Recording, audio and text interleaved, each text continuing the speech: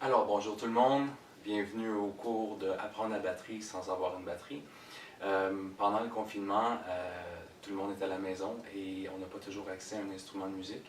Donc j'ai décidé de vous monter un cours sans avoir besoin d'un instrument de musique.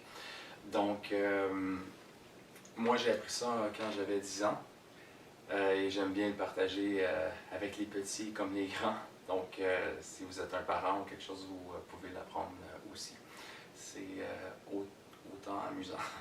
Donc, dans le cours va être divisé en 3 parties, mais au début, je vais vous expliquer un peu comment pratiquer, parce que c'est bien de jouer ou d'apprendre quelque chose, mais si on ne s'organise pas comme il faut, les résultats sont moins bons et on a un peu moins de plaisir, puis c'est pas mal ça le but. Donc, la première partie, on va utiliser seulement un pied et une main, donc pour simuler la grosse caisse et la caisse claire.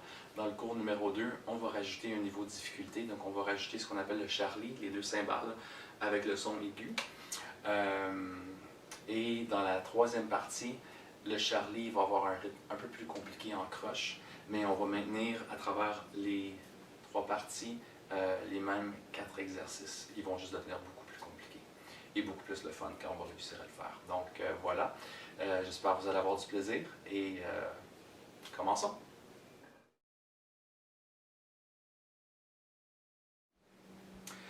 Donc, c'est quoi ça, pratiquer?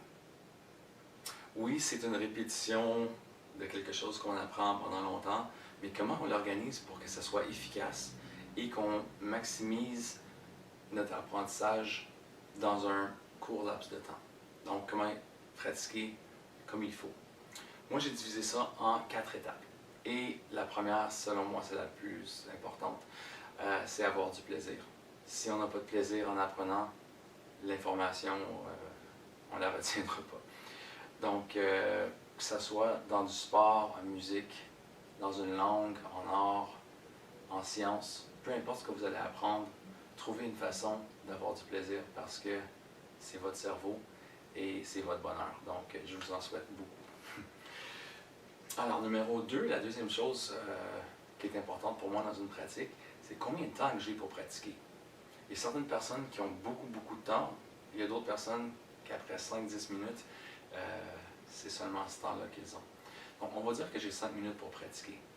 Il faut savoir, il faut se donner un but. Il faut savoir qu'est-ce que je veux accomplir dans ce temps-là. Donc, j'arrive au numéro 3, qui est le but à court terme. Donc, dans une pratique, qu'est-ce que je voudrais accomplir? Donc, selon tes capacités et selon tes intérêts aussi, vous allez voir, en faisant les exercices que je vais vous montrer, c'est quoi vos buts à vous réalistes, parce que c'est pas tout le monde qui apprend à la même vitesse. Donc, la bonne vitesse, ben, c'est la vôtre. Et il faut essayer de ne pas se frustrer quand on a un peu de misère. Il faut juste ralentir les choses pour que ça soit plus simple, plus clair dans notre tête. Le numéro 4 serait plus un but à long terme. Donc, dans une semaine, dans un mois, dans un an, qu'est-ce que je voudrais accomplir avec ceci? Donc, il y a des personnes qui voudraient dire, ben, un jour, j'aimerais ça m'acheter une batterie et savoir comment faire des chansons simples ou des gros solos. D'autres personnes qui voudraient juste écouter de la musique et de jouer avec, ou juste d'avoir du plaisir en faisant des hits. Donc, peu importe c'est quoi votre but, essayez d'organiser les petits bouts à court terme pour vous rendre au but à long terme. Donc, voilà. J'ai hâte de commencer avec vous. Donc, la partie numéro 1 s'en vient.